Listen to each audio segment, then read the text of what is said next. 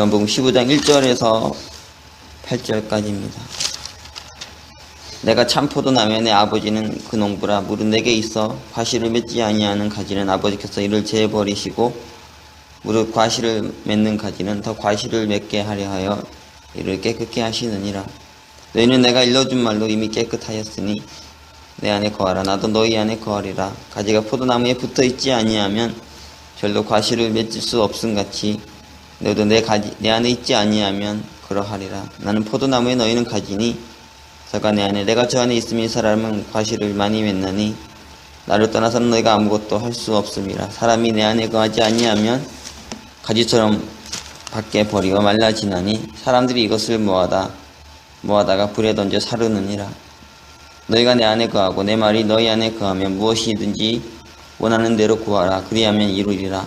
너희가 과실을 많이 맺으면 내 아버지께서 영광을 받으실 것이요 너희가 내 제자가 되리라.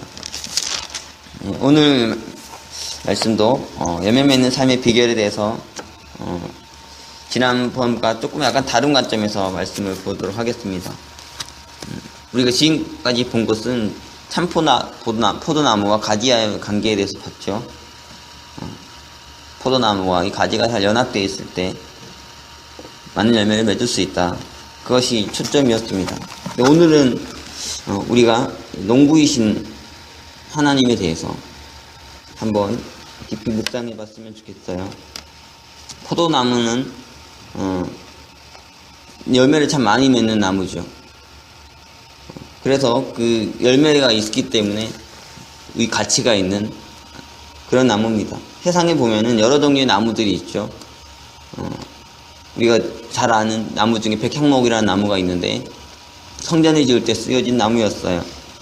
아주 멋있게 아주 우람하게 하늘로 이렇게 쭉쭉 뻗어서 자라는 나무인데 그 나무는 너무 이렇게 나무가 재질이 좋고 또 곧게 뻗어 있기 때문에 집을 짓는데 성전을 짓는데 아주 귀하게 쓰이는 나무였어요. 이 나무 중에 이런 나무가 있죠. 그렇죠. 그리고 어떤 나무는 그 여러 가지가 뭐 볼품이 없다 하더라도 그 생김새가 아주 독특해 가지고 묘목으로 쓸 수 있는 나무들도 있어요. 묘목으로 딱 집에 갖다 놓으면은 볼 때마다 이렇게 치유가 되고 또 영감을 주고 이런 나무들이 있지 않습니까? 그리고 또 어떤 나무 보면은 땔감으로도 쓸 수 있는 나무가 있어요. 나무가 아무 나무나 땔감으로 쓸 수 없거든요. 여러분이 나무로 불을 피워봤습니까? 나무로 불 피워보면은 나무라고 다 불이 잘 붙는 게 아니에요. 어떤 나무는 잘 안 붙고 또 막 연기가 많이 발생해가지고 눈물이 나는 그런 나무도 있어요. 근데 그런 나무 중에서 이렇게 잘 불에 타서 따뜻하게 해주는 땔감으로 참 좋은 나무들이 있습니다. 이런 저런 나무들 보면은 다 쓸모가 있고 가치가 있어요. 나무로서. 그런데 이 포도나무는 어떠냐면은 여러분이 뭐 포도나무 봤는지 모르겠지만 진짜 이 나무로서 어디다도 쓸모가 없는 그런 나무입니다. 뭐 집을 짓거나 뭐 건물을 짓거나 성전 짓거나 그런 데 쓸 수도 없는. 왜냐하면 줄기가 없잖아요. 있어도 그게 텅 비어 있어가지고 뭐 쓸모가 없습니다. 그리고 묘목으로 쓰려고 해도 뭐 모양이 예뻐야지 묘목으로 쓰죠.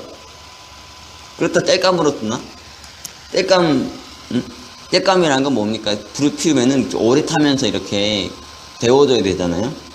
근데 이 포도나무 포도나무는 어떠냐면은 태우면 한순간에 싹 타고 사라져 버려요. 그러니까 뭐 땔감으로도 못 쓰는 거죠. 한순간 그냥 사라져 버리니까 속이 텅 비어 있고 해서요. 그 유일하게 존재 의미는 어디에 있냐면 이 포도나무는 열매를 맺는 데 있죠. 다른 건 다 부족한데 참 포도나무 보면은 정말 나무 열매를 많이 맺어요. 이 세상에 있는 나무 열매 중에서 가장 열매를 많이 맺지 않을까. 어떻게 저 나무에서 저렇게 많은 열매가 맺힐 수 있을까 생각이 될 정도로 그런 풍요로운 열매를 맺는 독특한 나무입니다. 그런데 이 나무가 또 어떤 문제가 있습니까? 이 포도나무라는 거는 줄기가 정말 마구잡이로 막 뻗어나가요. 마구잡이 뻗어나가가지고 그냥 놔두면은 열매를 맺을 수가 없는 나무예요. 그래서 어떠냐면은 열매를 잘 맺게 해주려면은 가지치기를 잘 해야 됩니다. 가지치기를 딱딱딱 잘해서 좋은 열매를 맺을 수 있도록 해야 되는 거죠. 다른 말로 하면 이 농부의 손길이 참 많이 가는 나무예요. 농부가 옆에서 붙어서 오랜 시간 동안 정성을 들여서 이렇게 가꾸어야만 열매를 잘 맺는 나무죠. 그리고 또 나무는 어떠냐면은 사람도 그렇지만요. 나무가 심으면 바로 열매가 맺힙니까? 그렇지 않아요. 대부분의 나무들이 적어도 한 7년 정도는 자라야 돼요. 사람이 아이를 낳으려면은 바로 아이를 낳을 수 없잖아요. 그래도 어느 정도 성인이 되고 자라야지 이제 아이를 낳을 수 있는 것처럼 나무도 처음부터 막 심으니까 바로 자라가지고 바로 열매 맺고 그런 게 아니죠. 처음에는 아무 열매도 못 맺습니다. 아주 오랜 시간을 지나서 뭐 적어도 한 7년 정도는 정성을 들여가지고 잘 가꾸고 잘 보살펴야지 열매를 맺을 수 있는 거예요. 예수님께서 그 2절 보면은 무릇 내게서 과실을 맺지 아니하는 가지는 아버지께 이를 제해버리시고 무릇 과실을 맺는 가지는 더 과실을 맺게 하여 이를 깨끗게 하셨느니라 했는데, 많은 자들이 이 말씀 보면서 심판을 느낍니다. 나는 과실을 안 맺는 가지인데, 또 어떤 이는 나는 과실을 맺는 가지인데 그러니까 나는 살려주셨구나. 저는 과실을 안 맺는 나무니까 잘려버린 거구나. 이게 자꾸 심판으로 생각하죠. 그러나 사실은 이게 심판을 말하는 게 아니에요. 이 농부의 관심을 말하는 거죠. 농부의 사랑을 말하는 거라고요. 농부가 정성 들여서 이 포도나무 가꾼다는 거죠. 우리도 마찬가지고 하나님께서 우리 인생을 지극정성을 돌보시고 관심을 가지시고 애정을 쏟으시고 그렇게 우리를 키우신다는 거예요. 그래서 우리랑 하여금 열매 맺게 하시려고 우리를 통해서 영광을 받으시려고 수고에 피와 땀을 흘리시는 거죠. 여러분도 이것을 늘 기억해야 돼요. 여러분이 늘 생각하면 나는 어떻게든 열매를 맺어야 된다. 내가 열심히 해서 내가 정말 피와 땀을 흘려가지고 열매를 맺어야겠다. 그것도 참 중요한 거죠. 그렇죠? 그러나 그에 앞서서 아버지이신 하나님이신 농부이신 아버지이고 농부이신 하나님을 생각해야 된다고요. 그분이 우리를 돌보시고 우리에게 많은 열매 맺게 하시려고 수고하고 계시다는 것, 이것을 기억해야 되는 거죠. 그래서 예수님께서 9장에 이렇게 말씀하시잖아요. 9장의 15장 9절에서 아버지께서 나를 사랑하신 것 같이 나도 너희를 사랑하였으니 나의 사랑 안에 거하라. 예수님은 아버지의 사랑을 잘 아셨어요. 하나님의 사랑을 잘 알았다고. 하나님께서 나를 사랑하신다는 것, 내가 그 사랑 안에 있다는 것을 잘 알고 계셨죠.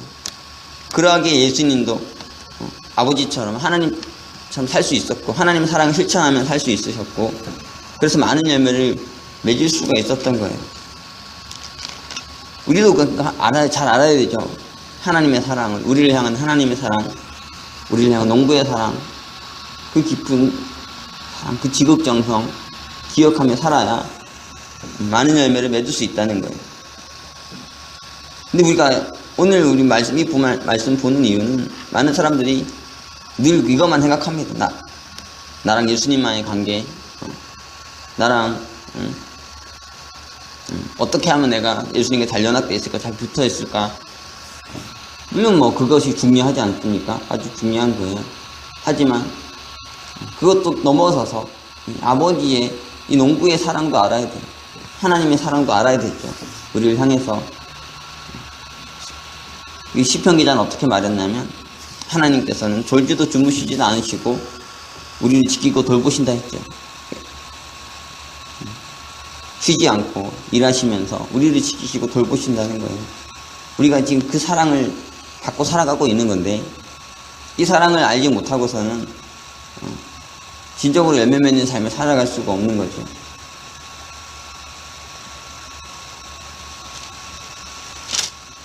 예수님께서 7절부터 이렇게 말씀하십니다. 너희가 내 안에 거하고 내 말이 너희 안에 거하면 무엇이든지 원하는 대로 구하라. 그리하면 이루리라. 너희가 과실을 많이 맺으면 내 아버지께서 영광을 받으실 것이요 너희가 내 제자가 되리라. 그래서 우리가 정말 예수님의 사랑을 알고 하나님의 사랑을 알고 그리고 그 안에 거하면서 살아가면 우리가 원하는 대로 구하면 다 이루어진다는 거예요. 우리를 통해서 하나님께서 놀라운 열매를 맺게 하신다는 거죠. 여러분이 원하는 게 많이 있죠. 그렇죠? 그런데 우리 인생에서 여러분이 원하는 것들이 다 이루어집니까? 그렇지 않은 게 너무 많잖아요. 하나님 저는 건강을 주세요. 저는 축복을 주세요. 저는 성공하게 해주세요. 저는 사역이 잘 되게 해주시고 많은 영혼 전도하게 해주시고 교회를 성장시켜 주시고 내 사업이 부흥하게 해주시고 수많은 원함이 있지 않습니까? 수많은 기도 제목이 있는데 그런다고 다 이루어지는 게 아니잖아요. 그렇죠? 그런데 예수님께서 이렇게 말씀하세요. 너희가 진정으로 내 안에 거한다. 그리고 내 말이 너희 안에 거한다면 너희가 무엇을 원하든지 너희가 무엇을 구하든지 다 이루어지게 돼 있다는 거죠. 반드시 하나님께서 그것을 이루게 하셔서 많은 과실을 맺게 하셔가지고 우리를 통해 영광을 받으시는 것이라는 거예요. 여러분 어떤 소망이 있습니까? 여러분 어떤 기도 제목이 있습니까? 너무 커서 말로 하기도 힘들 정도의 기도 제목이 있을 수 있죠. 그렇죠? 그것이 이루어질 줄 믿습니까? 여러분 그 확신이 있으세요? 내가 정말 원하는 바가 있는데 내가 정말 기도하는 바가 있는데 아버지께서 이걸 반드시 이루어 주실 것이다. 이것이 반드시 열매가 되게 하실 것이다. 이 확신이 있냐고요. 예수님은 이렇게 말씀하시죠. 너희가 원하는 대로 구하면 이루어진다는 거야. 하나님께서 다 주신다는 거죠. 그러려면 어떻게 해야 되냐면 우리가 주님 안에 거해야 된다. 하나님 안에 예수님 안에 거해야 되죠. 그 사랑을 알고 그 사랑 안에 거하면서 또 그 말씀을 따라 살아가면서 그러면은 열매는 저절로 많이 맺혀지게 돼 있다는 거예요. 우리가 지금까지 열매 맺는 삶의 비결에 대해서 많은 걸 또 보고 그러는데 왜냐하면 우리도 많은 열매를 맺기 원하기 때문이죠. 그렇죠? 많은 열매를 맺기 원하는데 어떻게 그 열매들을 맺을 수 있느냐. 주님의 사랑을 알고 사랑 안에 거할 때 그리고 그 말씀 하나님 말씀대로 실천하며 살아갈 때 많은 열매를 맺을 수 있게 된다는 거예요. 우리가 갈라디아서 한번 봅시다. 갈라디아서 보면은 갈라디아서 5장이죠. 갈라디아서 5장 22절부터 23절까지 한번 봅시다. 갈라디아서 5장 22절부터 23절 사도 바울의 말씀입니다. 오직 성령의 열매는 사랑과 희락과 화평과 오래 참음과 자비와 양선과 충성과 온유와 절제니 이 같은 것을 금지할 것 법이 없느니라. 우리가 많은 열매를 맺어야 되는데 사도 바울은 우리가 성령의 열매를 맺어야 된다고 합니다. 성령의 열매는 어떤 것이냐면 사랑과 희락과 화평과 오래 참음과 자비와 양선과 충성과 온유와 절제라는 거죠. 이 모두가 맺기 원하는 열매입니다. 이런 열매를 여러분 다 맺기를 원하지 않습니까? 많은 열매들이 있지만 우리가 맺어야 될 많은 열매들이 있지만 그 무엇보다 우리가 정말 갈망하는 열매들이 이런 열매일 거예요. 근데 이거는 열매 어떻게 맺겠냐는 거죠. 이런 성령의 열매를. 그러니까 주님 안에 거할 때죠. 주님의 사랑 안에 거할 때. 그리고 그 말씀을 따라 살아갈 때 이런 열매를 맺게 된다는 거예요. 포도 열매는 어떻습니까? 그 열매는 그 자체로도 귀한 거죠. 그런데 유대인들은 이 포도를 어떻게 주로 이용했냐면 이 포도 열매를 가지고 포도주를 만들었어요. 포도주를 만들어 가지고 그 포도주를 마시면서 살았던, 특히 포도주가 중요했던 것은, 여기 보면 이제 미국도 보면 캘리포니아주 이쪽이 약간 중동 지방과 유사하죠. 이쪽은 물이 별로 안 좋습니다. 석회암질이어가지고 물에 석회가 섞여 있어요. 그래서 먹으면은 별로 안 좋습니다. 여기 캘리포니아 지역 이쪽에 뭐 다른 것도 거의 비슷할 수 있지만 여기 있는 물은 그냥 물로 마시면 안 돼요. 여러분 여기 주변에 보면은 그냥 물 파는 가게들도 많이 있는데 왜냐면 물이 안 좋아서 그렇거든요. 그래서 어떻게 많이 마시냐면 이 포도주로 물을 포도주로 바꿔서 희석시켜서 그렇게 마셔요. 그러니까 어떻게 물의 대용으로 이렇게 포도주를 마신 거죠. 물 대신 포도주. 포도주의 상징은 무엇입니까? 성령이죠. 포도주의 상징은 성령이고 또 포도주의 상징은 기쁨이죠. 여러분 술 마시면은 사람이 기분이 업되지 않습니까? 포도주를 마시면 성령을 취하면은 기쁨을 가지게 된다는 거죠. 이 포도주는 기쁨을 상징하는 거, 성령을 상징하는 건데요. 우리가 그 열매들을 맺으면서 살 수 있다는 거예요. 이 열매를 그런데 어떻게 맺을 수 있느냐? 노력한다고 애쓴다고 되는 게 아니라 주님 안에 거하면서 살아가게 되면 그 열매로 자연스럽게 이런 열매들을 맺게 된다는 거죠.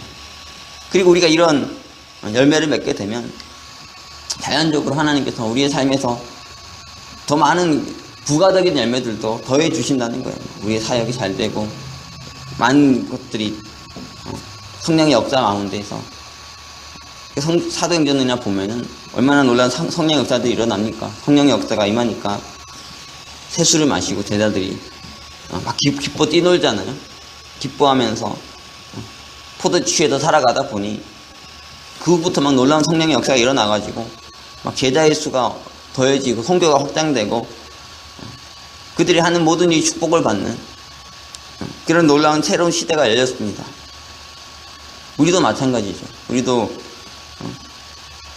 하나님께서 많은 열매를 맺게 하실 것인데 주님 안에 그 안에 살아가면 여러 많은 성령의 열매를 맺고 또 이 사도행전의 제자들의 모습과 같이 놀라운 위대한 역사를 열어가실 터인데 그래서 사도행전 보면 이 제자들의 모습으로 인해서 하나님 영광을 받으시잖아요. 예수님이 영광을 받으시고 하나님께서 이들의 하나님이 되시면 기뻐하시며 놀라운 성령 역사를 계속해서 열어가시는 것을 보게 되는데 우리도 이 역사를 열어갈 수 있기를 기도하고요.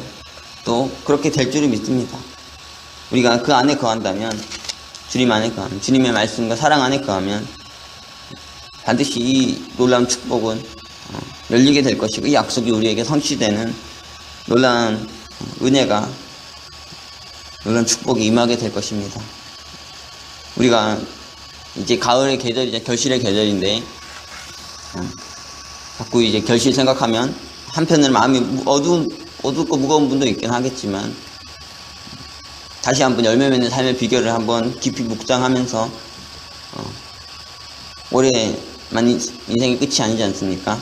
앞으로도 하나님께 우리 통해 많은 열매를 맺으실 수 있고 또 요한복음 4장 보면은 이런 말씀도 있어요. 한번 마지막으로 보고 마칩시다. 요한복음 4장 35절부터 38절까지 내가 넉 달이 지나야 추수할 때가 이르겠다 하지 아니하느냐? 내가 너희에게 이르노니 눈을 들어 밭을 보라 희어져 추수하게 되었도다. 거두는 자가 이미 삭도 받고 영생에 이르는 열매를 메우나니 이는 뿌리는 자와 거두는 자가 함께 즐거워하게 하려 함이니라. 그런즉 한 사람이 심고 다른 사람이 거둔다 하는 말이 옳도다. 내가 너희로 노력지 아니한 것을 거두러 보내었노니 다른 사람들은 노력하였고 너희는 그들의 노력한 것에 참여하였느니라. 예수님의 말씀은 이때 사마리아 여인 전도를 한 후에 그 사마리아 여인을 통해서 그 사마리아 동네 수가성의 동네 사람들이 막 전도되면서 하신 말씀이죠. 저는 이전에 FF 브루스라는 유명한 신학학자가 있습니다. 바울 신학자. 여러분도 그분 책을 한번 읽어보세요. 저는 하루는 이제 바울 신학이라는 책을 읽고 있는데, 신약사연 바울 신학이었는지 아마 바울 신학이었을 거라 생각이 들어요. 거기 이 F.F. 브루스라는 분이 쓴 거 읽다가 갑자기 그걸 읽다가 그냥 지나쳤는데요. 갑자기 시간이 좀 지나서 다른 뒤에서 한 조금 책을 읽고 있는데 갑자기 앞에서 제가 읽었던 부분이 이렇게 충격이 되는 거예요. 갑자기 깜짝 놀라가지고. 그 무슨 내용이었냐면 세례 요한에 대한 내용이었습니다. 세례 요한이란 분 잘 아시잖아요, 그렇죠?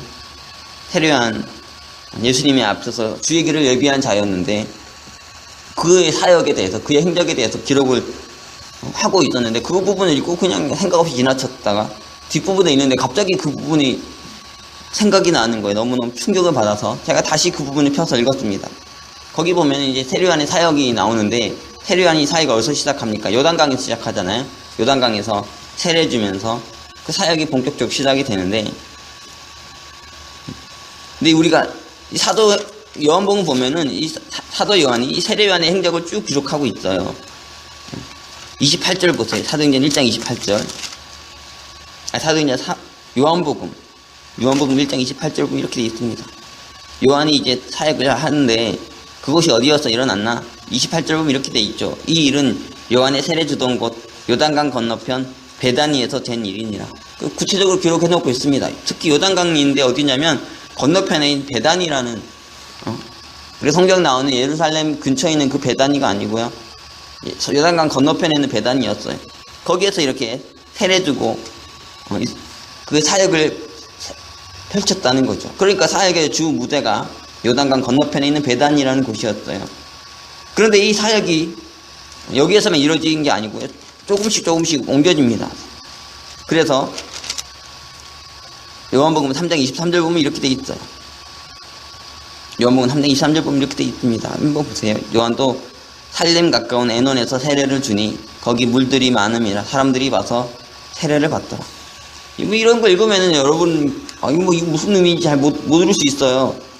그런데 이거 좀 여러 가지 내막을 알고 보면 상당히 이게 충격이 된다는 것들 여러분 알 수 있습니다. 여기 이제 에논이라는 지역은 어디냐면 살렘 가깝다 이렇게 돼 있는데요. 정확한 위치는 알 수가 없어요. 하지만 이 요단강 중류 쪽입니다. 중류. 요단강 중류라고 하면은 여러분 어떤 생각이 듭니까? 지리를 좀 알아야 되죠. 그러니까 성경을 알려면. 요단강 남편이 어디예요? 저기 사해 쪽이잖아요. 사해 쪽이고 그쪽이 남유다 지역이죠. 그리고 갈릴리, 그 요단강 상류에 거기도 갈릴리 지역. 거기도 유다 땅이었잖아요. 근데 중류는 뭐 어디입니까? 중류, 요단강 중류는 어디냐면은 사마리아 지역이에요. 사마리아 지역이라는 거죠. 그래서 사마리아 지역으로 이 세례 요한의 사역의 중심이 옮겨진 거예요. 그리고 나중에는 어떻게 세례 요한이 죽잖아요. 그 세례 요한의 무덤이 사마리아 지역에 있습니다. 그러니까 나중에는 아예 이제 에돔 지역 갔다가 사마리아 지역으로 사도 요한의 세례 요한이 이렇게 들어간 거예요. 세례 요한이 어디서 주로 사역했나? 요단강 지역에 건너편에서 하다가 이제 에논이라는 중류 지역으로 왔다가 이제 사마리아 쪽으로 이렇게 들어간 거죠. 그래서 거기를 주무대로 해가지고 사역이 활발하게 일어섰던 거예요.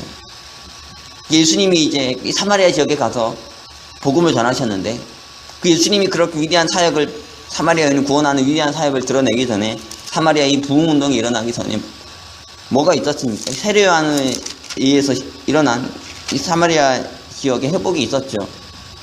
그리고 나서 예수님께서 거기 가셨던 거예요. 그러면서 이 말씀을 하시는 겁니다. 요한복음 4장 읽었는데 내가 넉 달이 지나야 추수할 때가 이르겠다 하지 아니하느냐. 넉 달이 지나야 추수할 때가 오는데 그러나 내가 너에게 이르노니 눈을 들어 밭을 보라 휘어져 추수하게 되었도다. 지금 넉 달이나 추수할 때가 아니고 이미 휘어져 추수할 때가 됐다는 거예요. 왜? 세례 요한 같은 자들이 많은 자들이 와가지고 여기다 씨를 뿌리고 그래가지고 이 땅에 많은 영혼들이 예비되어 있다는 거죠. 예수님께서 실제로 가보니까 이 남유다 지역의 사람들보다, 예루살렘보다 더 예비된 사람들이 많았어. 이 사마리아 여인하고 대화하는데 얼마나 대화 깊이 들어갑니까? 예수님께서 자신이 그리스도 되신 것을 드러낸 첫 장면이에요. 성경이 유일합니다. 어디에서도 내가 그리스도다 이렇게 대놓고 한 분이 없죠. 우리가 사도 알잖아요. 요한복음 4장 25도 26절 이렇게 되어 있습니다. 여자가 가로되 메시아고 그리스도라는 이가 오실 줄을 내가 아노니 그가 오시면 모든 것을 우리에게 고하시리이다. 사마리아 여자가 이렇게 말할 때 예수님께서 26절에서 예수께서 이르시되 내게 말하는 내가 그러라 하시니라. 예수님께서 자신을 드러내시죠. 이것이 어디로서 일어났습니까? 사마리아 지역에서 일어났어요. 그 정도로 예비되어 있었다는 거죠. 그 지역의 사람들의 심령이 예비되어 있어서 예수께서 자신을 드러내셔도 받아들이실 정도로 이렇게 상상 못할 얘기입니다. 사실은 한번 깊이 묵상해 보세요. 오늘은 화두를 제가 던집니다. 이렇게 많은 자들이 미리 추수 전에 씨를 뿌려 나가시고요. 이제는 무르익어 가지고 열매 맺을 때가 멀지 않았다는 거죠. 우리의 사역도 마찬가지고요. 우리가 열심히 사역하고 있는데 나 혼자만 사역하고 있는 게 아니고 나만 열심히 노력하고 있는 게 아니고 많은 자들이 함께 씨를 뿌리고 함께 고생하고 있고 노력하고 있어요. 때론 여러분이 뿌린 씨를 다른 사람이 걷어갈 때도 있지만 또 다른 사람이 뿌린 씨를 여러분이 거둘 수도 있는 거죠. 추수하게 된 휘어져 있는 이 곡식들 여러분 보이십니까? 열매들이 너무너무 많이 있어요. 이것을 수확하고 거둘 수 있는 때가 언제 올지 압니까? 오늘 올지 압니까? 내일 올지 압니까? 준비하십시오. 여러분이 열매 맺는 삶의 비결을 깊이 묵상하며 이 한때를 준비해야 돼요. 저는 이제 LA 와가지고 열심히 선교하는데 참 어려운 게 많습니다. 사실상 쉽지 않은 일들이 많이 있어요. 그런데 또 돌아보면 참 신기한 게 많이 있어요. 이번에도 저희가 이제 전도하는데 한 권사님을 저희가 전도했는데요. 전도하다기보다 인도했죠. 교회 다니시다가 사람 때문에 힘들어지셔서 사람들과 갈등 빚어서 이제 교회 안 나가다가 1년 동안 교회 안 나가고 있으셨는데 저를 만나서 저희 교회로 오시게 됐어요. 그래서 이제 꾸준히 예배에 나오시면서 저희 교회 성도로 자리 잡아 가고 계신데 생각해보면 신기한 거예요.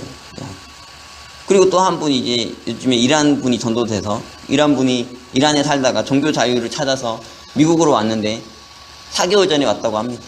와서 이제 하나님의 은혜 가운데 저희 교회로 연결이 돼서 저희 교회로 나오는 거예요.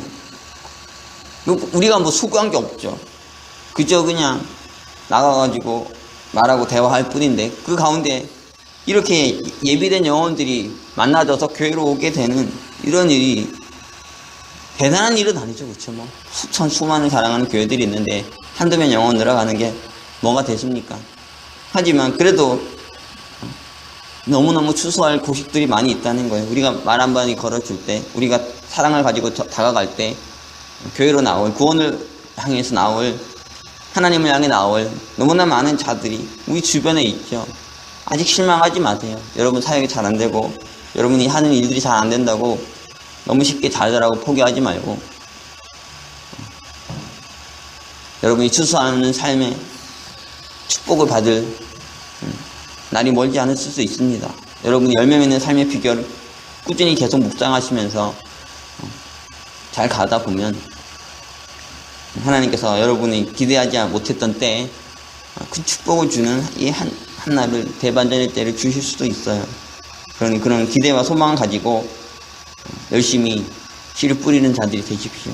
더 주에 힘쓰는 자들이 되시고 더 열매 맺는 삶을 갈망하면서 여러분을 준비하시고 여러분의 교회를 준비하시며 그렇게 살아가시기를 기도합니다. 여러분만 고생하는 게 아닙니다. 다 고생하고요. 여러분만 씨 뿌리는 게 아니라 많은 자들이 씨를 뿌리고 있고 여러분만 눈물 흘리는 게 아니라 많은 자들이 눈물 흘리고 있습니다. 목회 쉽게 됐다고 하는 게 자랑입니까? 뭐 내가 한 사역 쉽게 이뤘다고 하는 게 자랑입니까?